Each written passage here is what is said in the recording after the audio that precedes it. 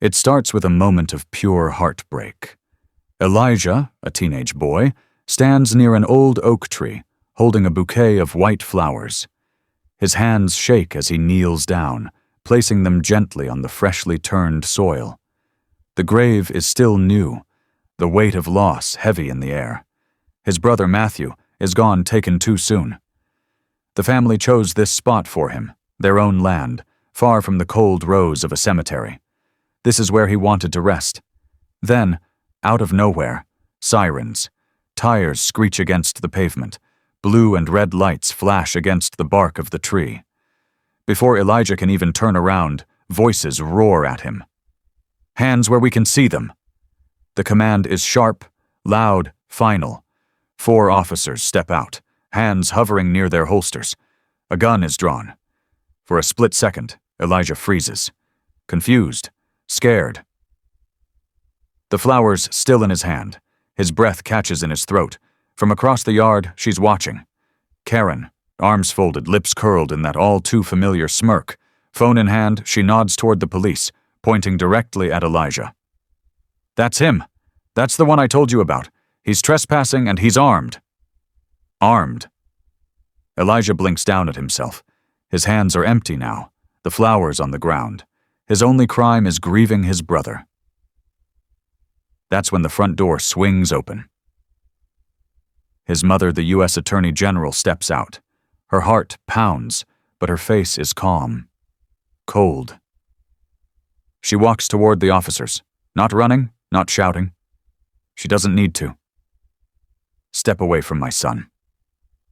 The morning is quiet, heavy with the kind of gray clouds that make the world feel soft, as if it's holding its breath. Elijah stands beside the freshly dug grave, his hands nervously clutching the bouquet of wildflowers.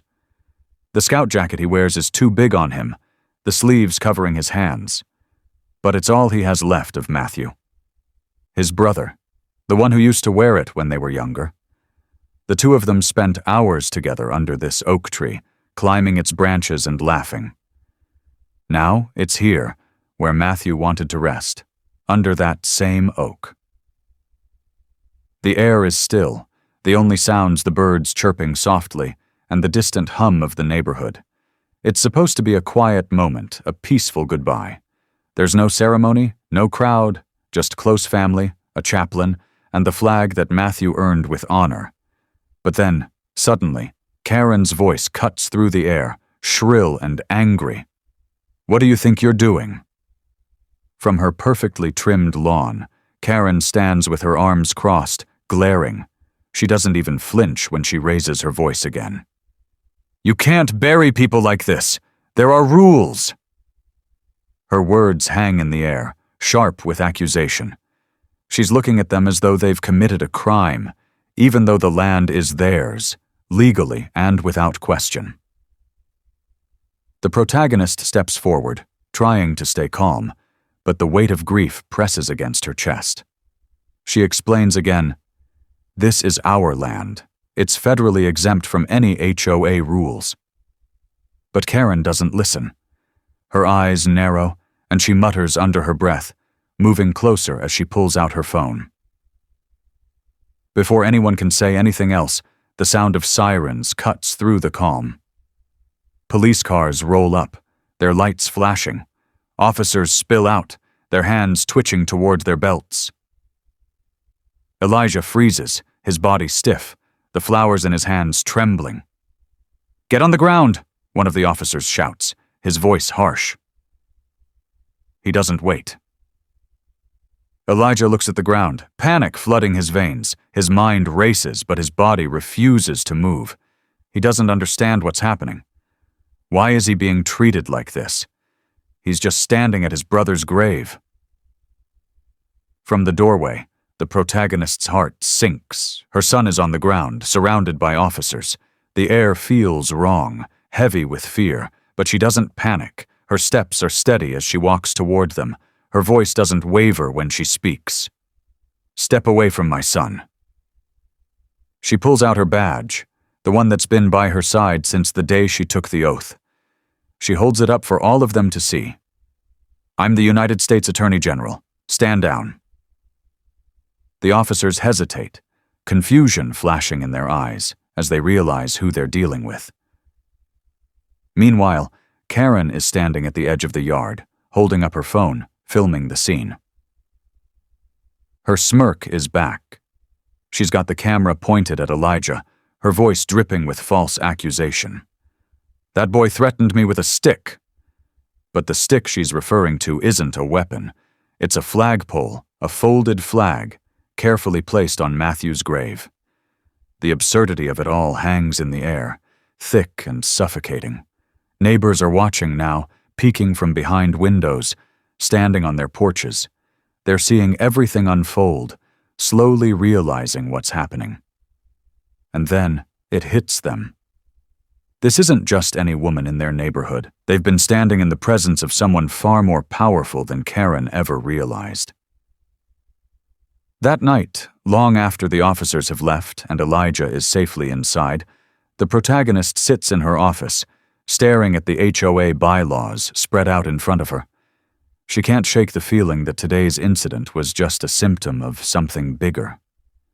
Karen's confidence, her immediate jump to calling the cops, the way the officers responded without hesitation, it all feels off.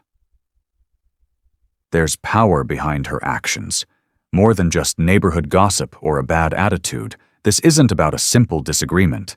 This is about control. The next morning, she makes a call. Roy, a longtime investigator with the Department of Justice, picks up on the first ring. He doesn't ask questions. He's worked with her long enough to know when something is serious. She asks him to quietly look into the HOA's finances and operations. Nothing public, just a quiet review. What Roy finds is worse than she imagined. At first glance, it's the usual HOA nonsense, endless fees, arbitrary fines, ridiculous rules about fence heights and mailbox colors. But as he digs deeper, the numbers stop adding up. Karen isn't just enforcing rules. She's running a full-scale operation, collecting thousands of dollars in fines that never make it to community maintenance. Homeowners who speak out against her suddenly find themselves drowning in violations. Some have even lost their homes after Karen manipulated HOA policies to force them into foreclosure. The money? Redirected to accounts linked to companies Karen controls? It's fraud, plain and simple, but the corruption doesn't stop there. Karen has turned the neighborhood into her personal kingdom, and she rules through fear. Roy uncovers reports of families leaving in the middle of the night, too exhausted to fight her legal traps. People have tried to report her before, but complaints mysteriously disappear. Board meetings are rigged, votes manipulated. And then, there's the surveillance. Roy hesitates before he sends over the files. Even for an HOA, this is extreme. Karen has installed cameras all over the neighborhood, not just on public property, but in places no one should be watching. Tiny, hidden cameras disguised as birdhouses and decorative lawn lights. Motion-activated recording devices hidden in mailboxes, capturing people's conversations as they check their mail. Even backyard spaces, where families gather for barbecues, have been monitored without their knowledge. The footage is stored on a private server. The violations are massive breaches of privacy laws, illegal surveillance, wiretapping. Karen isn't just an overbearing neighbor. She's a dictator, and the entire community has been living under her rule, afraid to step out of line. And the worst part? She enjoys it. One homeowner was fined $500 because their dog's tail wagged too much, supposedly violating the HOA's excessive movement rule. Another had their car towed for being too dusty. A grandmother was reported for hosting an unapproved birthday party for her grandchild in her own backyard. Now, with the truth laid bare, the protagonist knows what she has to do. Karen has controlled this neighborhood for too long. It's time for someone to remind her that no one, not even an HOA tyrant, is above the law. After the police incident, Karen isn't backing down. If anything, she's doubling down. Instead of feeling remorse for what happened, she starts painting herself as the victim. She takes to the HOA forum, posting blurry pictures of Elijah standing at the grave with the flag. The captions are ridiculous, calling him a suspicious youth and claiming that the burial was militant. She's not just targeting Elijah anymore. She's attacking the entire family. She accuses the protagonist of abusing her power, trying to intimidate the community with her position as Attorney General. She makes it clear she's not going to let this go. She's out for revenge. And her way of doing that is to stir the pot, divide the community, and turn as many people as she can against the protagonist and her family. The protagonist, now fully aware of Karen's tactics, decides to confront her head-on. She attends the next HOA emergency meeting with Elijah by her side. The room is packed with neighbors, some curious, others too afraid to speak up. Karen wastes no time launching into her argument, accusing the protagonist and her family of breaking HOA rules by holding the burial on their own land. She argues that the community can't allow these types of personal ceremonies to happen without prior approval. It's clear she's using this moment as a way to regain control, to enforce her power. But the protagonist isn't intimidated. She stands up and calmly presents the facts. She shows them the legal exemption that her family has for private burial grounds, something that's been in place since long before the HOA even existed. She pulls out state laws and court rulings that protect family cemeteries, making it clear that the HOA has no authority over their land or the burial process. Karen tries to interrupt, but the protagonist holds her ground. The tension in the room rises as Karen insists that they can't just bury someone wherever they want, claiming it's a violation of community standards. It's a tense standoff. The community watches, some quietly nodding in agreement with the protagonist's legal facts, while others remain hesitant, not sure which side to take. Karen's grip on the room is slipping, and she knows it. Most of the neighbors are realizing what's really going on. Karen isn't concerned about rules. She's concerned about control. As the meeting goes on, more people start to speak out. They voice their frustrations with Karen's heavy-handedness, her strange rules, and the fear she's instilled in the community. The room is divided, but more and more people begin to side with the protagonist, finally seeing her for who she is, a mother fighting for her son's right to grieve and for the truth to come to light. But Karen refuses to back down. She insists on pushing her agenda, even as the community begins to turn against her. It's clear that this isn't just about a burial anymore. It's about power and Karen's desperate need to hold on to it. As the days pass, the protagonist digs deeper into Karen's empire, using the information Roy has uncovered. The more they find, the worse it gets. Roy sends over a stack of files, each more damning than the last. It turns out that Karen has been committing wire fraud, siphoning HOA funds into her own personal accounts. But that's just the start. Roy's investigation also reveals elder abuse. Karen manipulated an elderly neighbor into signing over power of attorney, using their finances to fund her illegal activities. But the worst part? Karen has been using her elaborate surveillance system not just to watch people, but to force them into paying fines for things they didn't even do.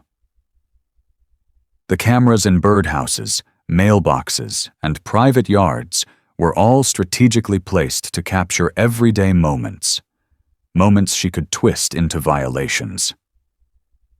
Neighbors who had no idea they were being watched suddenly found themselves facing fines for things like leaving trash bins out a little too long or having a lawn ornament in the wrong place. She was making money off people's fear, trapping them in her web of fines for fabricated offenses. Now, with everything on the table, the protagonist knows what she has to do. She starts gathering evidence, bank records, surveillance footage, and emails from Karen's network. The more she pulls together, the clearer it becomes that the HOA isn't just a collection of petty rules and fines. It's a criminal organization, and Karen is the mastermind. The protagonist realizes the scale of the corruption. Karen has been using fake companies to funnel money and even paid for suspicious services like landscaping and catering for HOA board lunches, all to cover up her tracks. This isn't just about controlling the neighborhood, it's about greed. The more she digs, the more the pieces of the puzzle fit together. Roy, meanwhile, has been digging into Karen's exploitation of the elderly neighbor.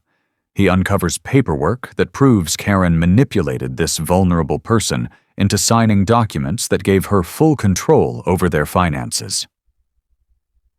The neighbor is in the process of losing their home, and Karen is using the proceeds to fuel her HOA empire. Once the evidence is clear, the protagonist makes her move. She arranges for a federal operation to go in and seize all of Karen's surveillance equipment, financial records, and other crucial documents. The operation is quiet, precise, nothing flashy. No sirens, no chaos, just a calculated takedown. Karen, realizing that the walls are closing in, becomes desperate. She tries to rally the HOA, claiming that the government has no right to interfere with the community. She calls her HOA a sovereign entity, demanding that it be free from any legal oversight.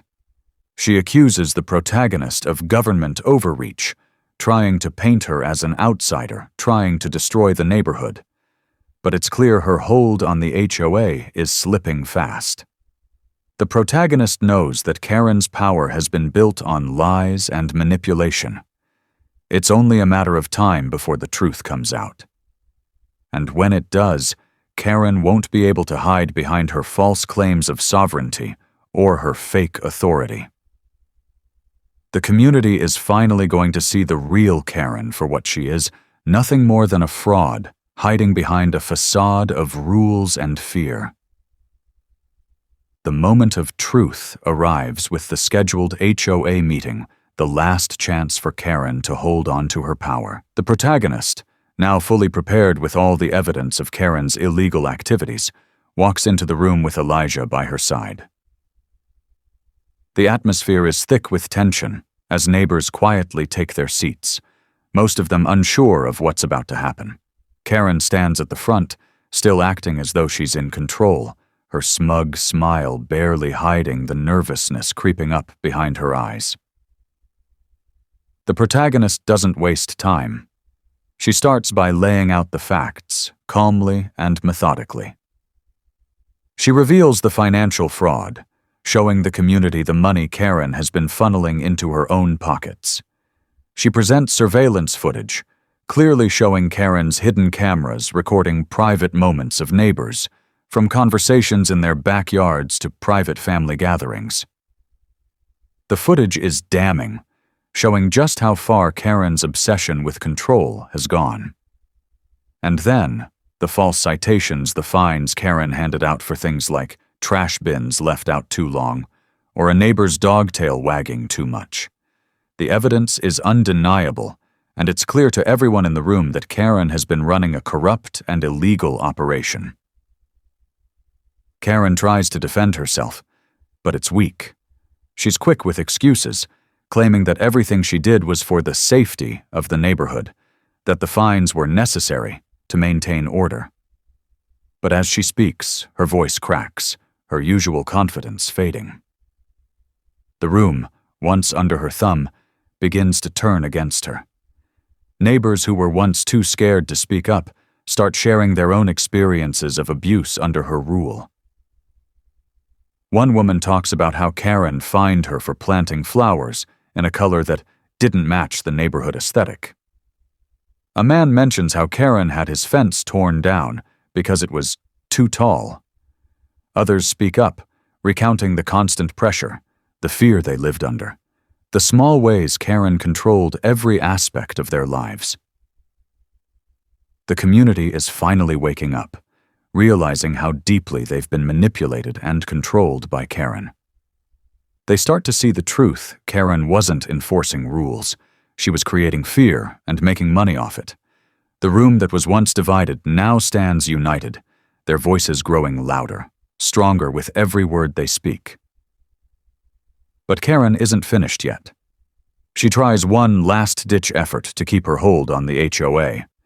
She accuses the protagonist of government overreach, claiming that the law doesn't have the right to interfere with her community.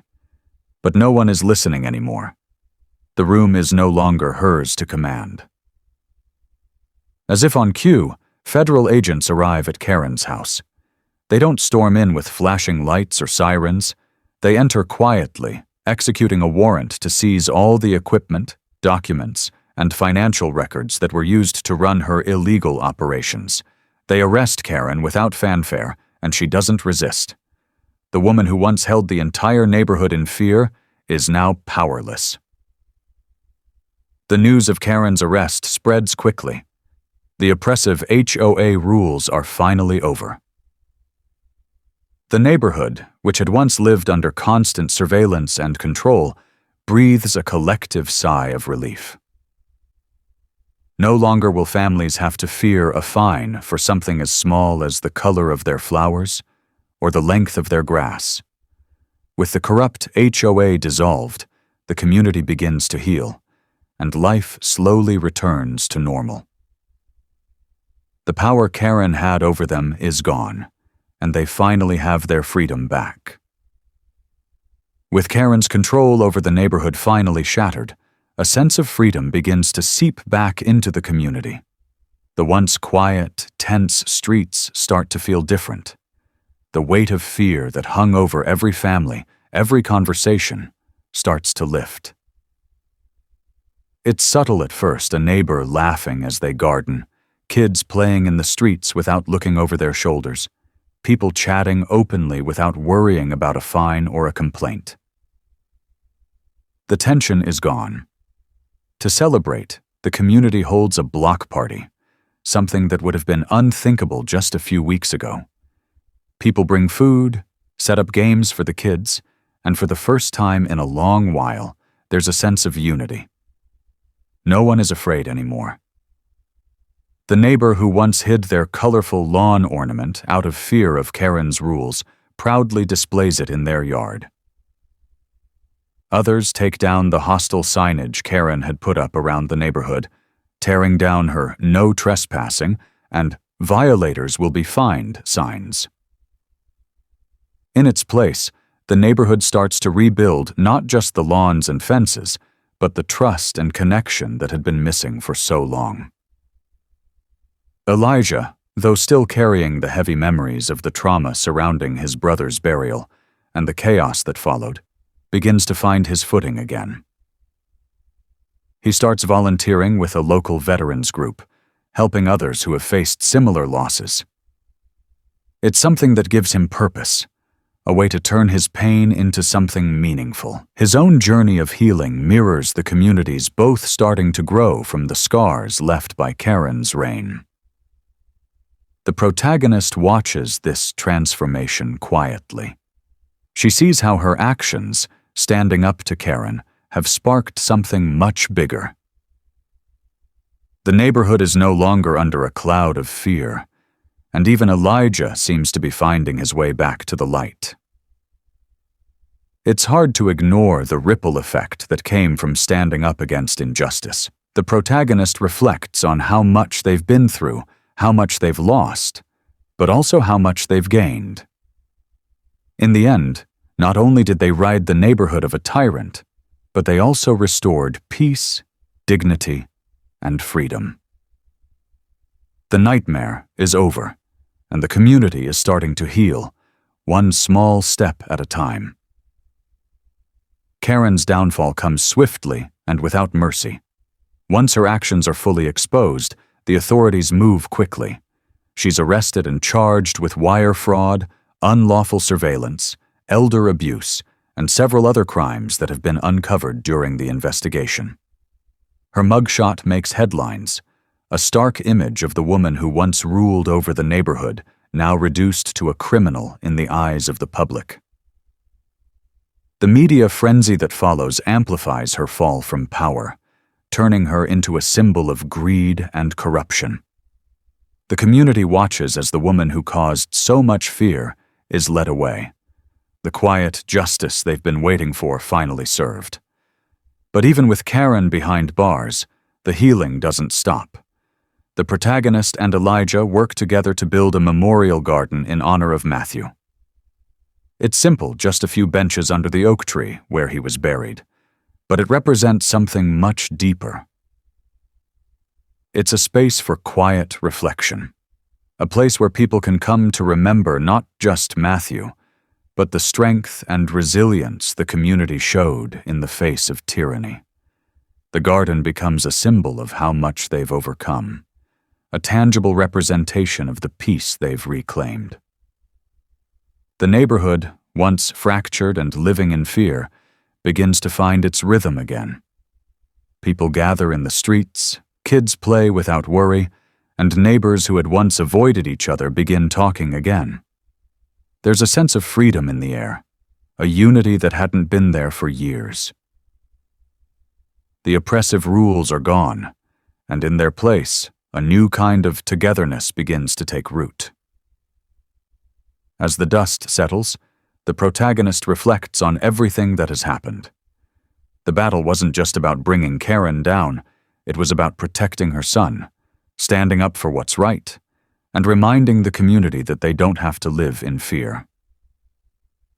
It's also a personal victory, one where a mother who lost her son is finally able to reclaim her peace.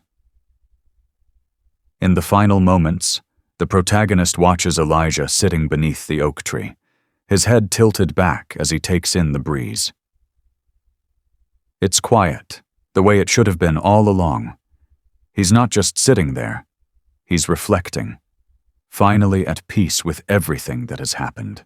The fight is over, and the healing can begin. The journey has been long, but now they have the chance to move forward, together.